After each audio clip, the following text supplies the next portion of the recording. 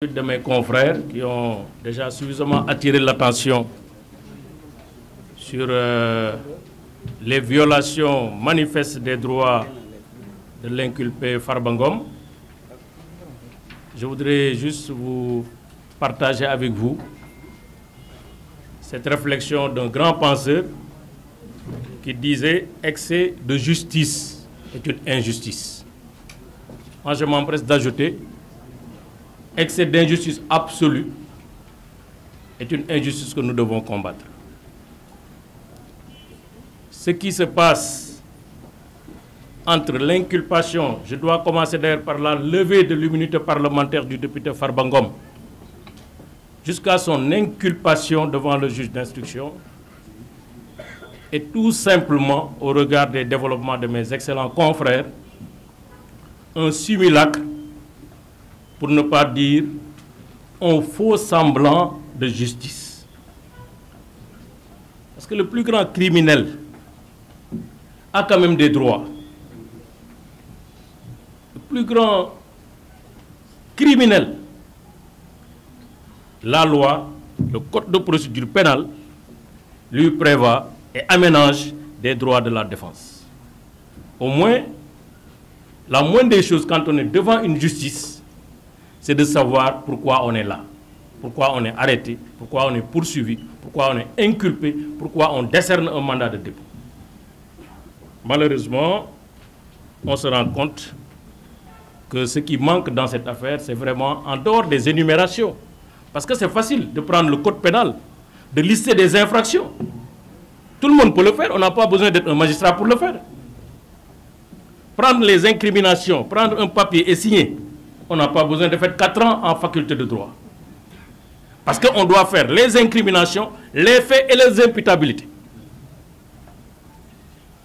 Mais malheureusement, les faits manquent. Les indices manquent dans ce dossier. Le droit en pleure. Parce que, comme ils l'ont dit, il y a une commande politique. Et il faut avoir le courage de le dire. Commande politique enregistrée au niveau du parquet, du ministère de la Justice, mise en œuvre par le parquet. C'est pourquoi moi j'ai le courage de vous dire ici et maintenant, si demain, en l'état du dossier, Farba Ngom et Tahirou Sarr comparaissent devant un tribunal libre, indépendant, impartial, ils sont relaxés purement et simplement. Il y a l'ombre d'aucun doute. Ils sont poursuivis pour escroquerie, complicité d'escroquerie, détournement de deniers publics. Au moins, il faut au moins pour l'escroquerie 2 ou 3 éléments.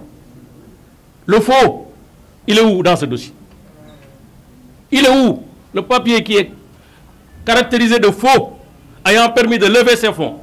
Il est où dans ce dossier? Il n'existe pas dans ce dossier. Il n'y a aucun papier qui a les vertus d'un faux dans ce dossier. Usage de faux. Parce que ça, on l'enseigne aussi en licence, je pense. Licence ou deuxième année de droit pénal spécial.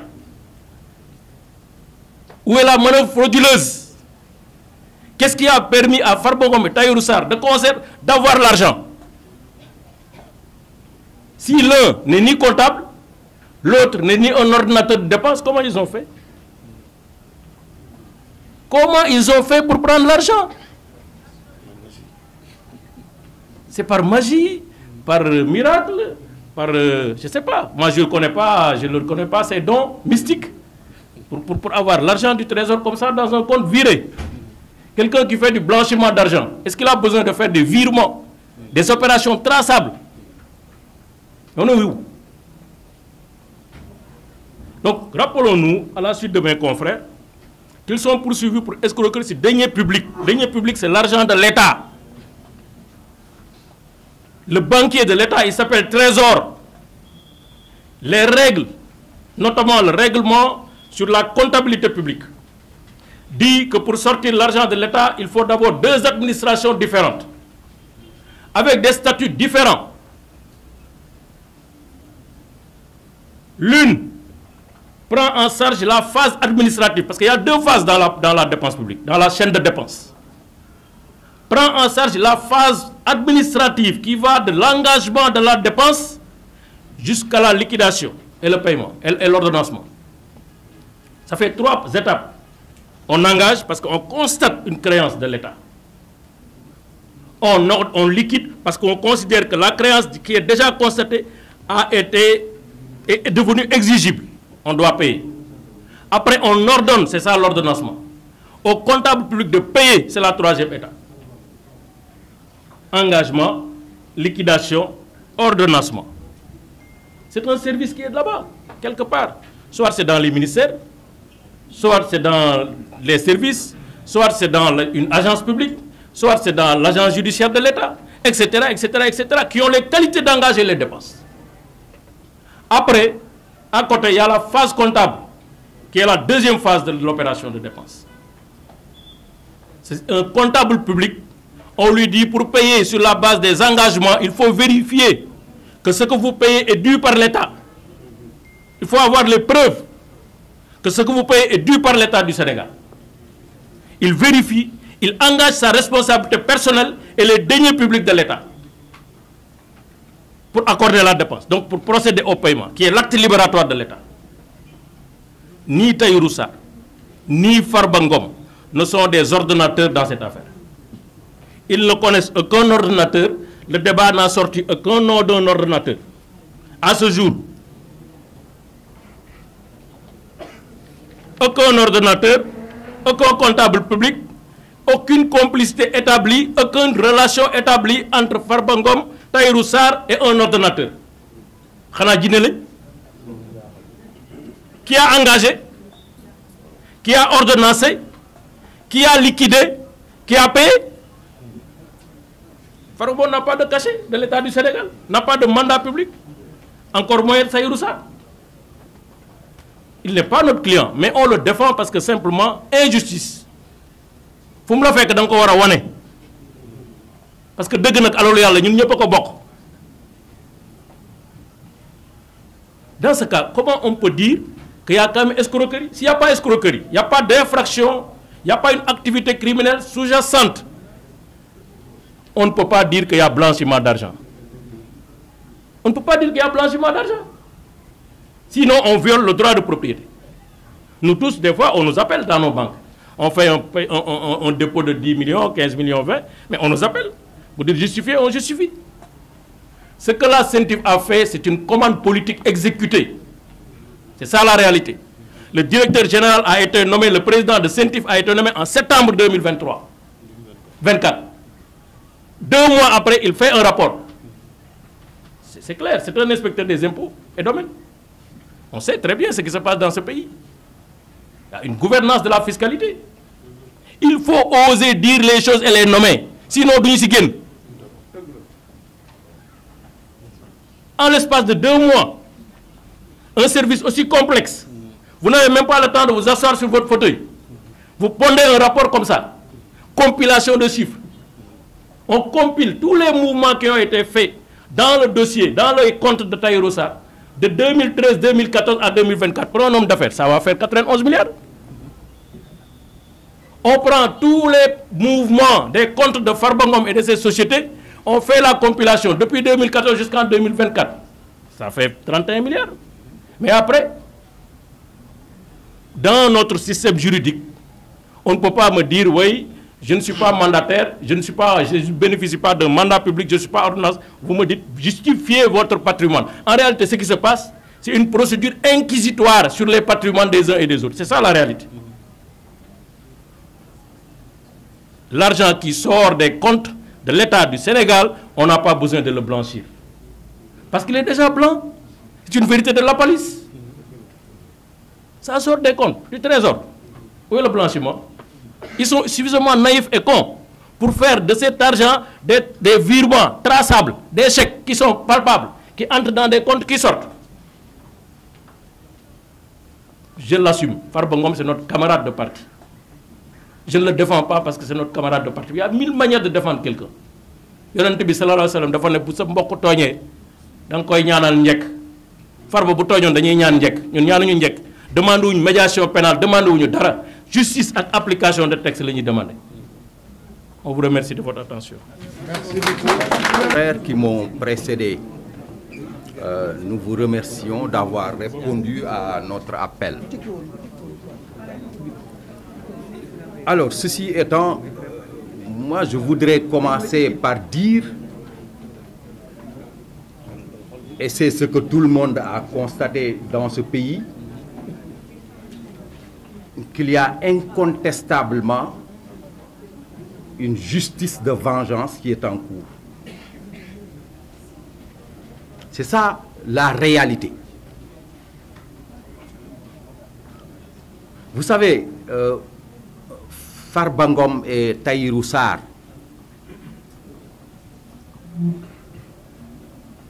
sont des siamois, ce que j'appelle des siamois. Par conséquent, voilà deux personnes qui doivent avoir le même destin judiciaire.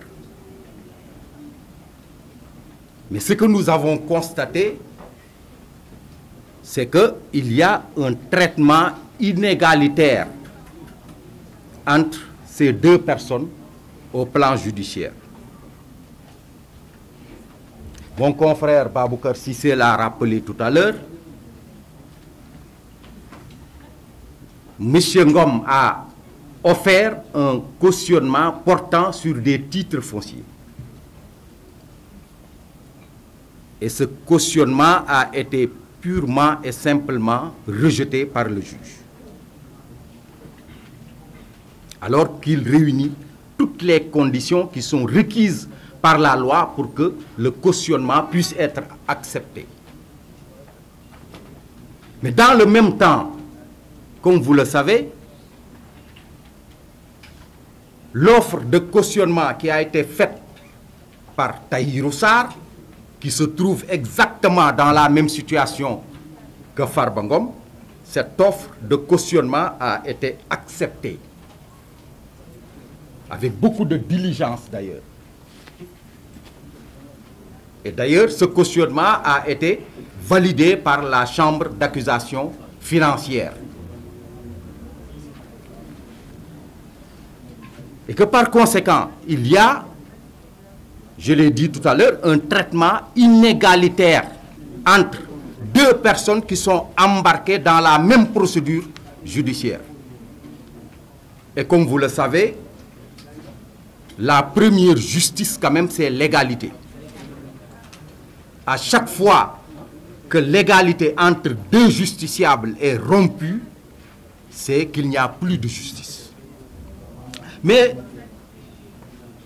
le plus grave, à mon avis,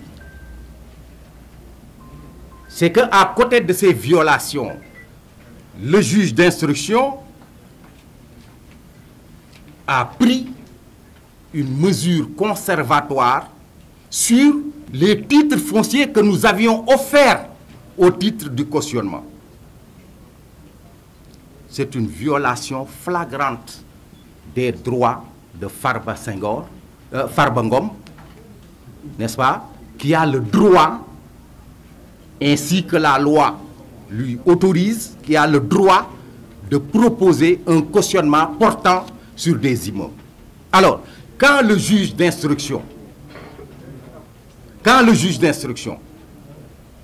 non seulement a commencé par rejeter le cautionnement qui a été offert, mais également a pris une mesure conservatoire pour empêcher Farba Ngom de réaliser un cautionnement lui permettant demain de recouvrir la liberté.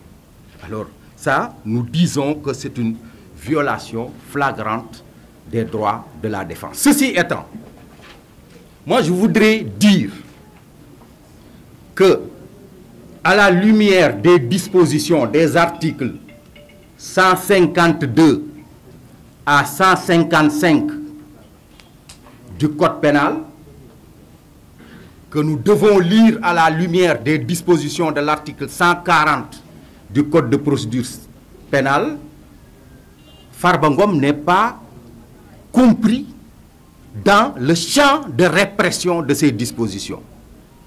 Pourquoi? Parce que les dispositions des articles 152 à 155 énumèrent les personnes qui sont susceptibles d'être poursuivies des chefs de détournement de deniers publics et d'escroquerie portant sur les deniers publics.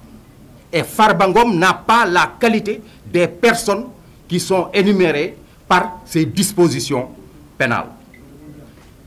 Deuxièmement, les dispositions de l'article 140 sont très claires et quelquefois on ne fait pas attention au libellé de ce texte. Parce que ce texte parle de manquant. Le texte parle de manquant. Le manquant, c'est quoi? C'est du français. C'est lorsqu'il y a une différence entre des fonds publics qui vous ont été confiés, n'est-ce pas? Une différence entre des fonds, entre le montant des fonds qui vous ont été confiés et le montant restant. C'est ce qui me pousse à dire que seules les personnes qui sont visées par les dispositions de l'article 152 sont susceptibles d'être poursuivies du chef de détournement de deniers publics et d'escroquerie portant sur les deniers publics. Et ce qui me réconforte dans cette idée, parce qu'on peut m'objecter que les dispositions de 152 à 153 visent également le particulier. Mais il ne s'agit pas de n'importe quel particulier. C'est pourquoi, pour qu'un particulier puisse être poursuivi ou condamné en justice pour les délits de détournement de deniers publics ou d'escroquerie portant sur les deniers publics, la jurisprudence considère qu'il doit s'agir, n'est-ce pas, d'un particulier qui est en situation de comptable de fait. On ne peut pas être poursuivi, n'est-ce pas, du chef de ces infractions-là sans être en situation de manier les deniers publics. Malheureusement, dans ce pays, le parquet manipule les concepts juridiques en fonction de sa volonté pour mettre en prison des citoyens. Telle est la situation qui se prévaut aujourd'hui en ce qui concerne Farba Ngom. Évidemment, il n'est pas question pour nous de plaider sur la place publique le dossier. Le temps viendra où l'on démontrera de façon nette, claire et précise, n'est-ce pas, que Farba Ngom est complètement innocent. Alors, cette manipulation des concepts juridiques à laquelle se livre le parquet signifie simplement que ce parquet-là dispose de pouvoirs exorbitants. Et ce pouvoir exorbitant du ministère public, comme vous le savez, a été décrié véhémentement par les tenants actuels du pouvoir quand ils étaient dans l'opposition. Mais depuis qu'ils ont accédé au pouvoir, avez-vous entendu un seul d'entre eux en train de reposer ce débat? Personne n'a entendu l'un quelconque des tenants du pouvoir actuel, n'est-ce pas, décrier les pouvoirs exorbitants du parquet, parce que ce parquet-là, même si une chambre d'accusation composée de 5 magistrats du siège vous accorde la liberté, il suffit que ce parquet fasse appel pour que vous demeuriez en prison. C'est ça les pouvoirs exorbitants du ministère public. Donc voilà les quelques observations que je voudrais faire pour que l'opinion comprenne que les droits de Farba Ngom sont en train d'être violés et de façon très grave, parce que tout à l'heure mon confrère l'a rappelé, des saisies ont été opérées alors que Farba n'était même pas encore inculpé, alors que la loi est on ne peut plus claire. Le juge d'instruction ne peut prendre des mesures conservatoires que sur les biens de l'inculpé. Alors que dans le cas d'espèce, alors que Farba n'était pas encore inculpé, des saisies ont été pratiquées sur ses avoirs bancaires. Voilà ce que je voulais dire et je repasse la parole à mes autres.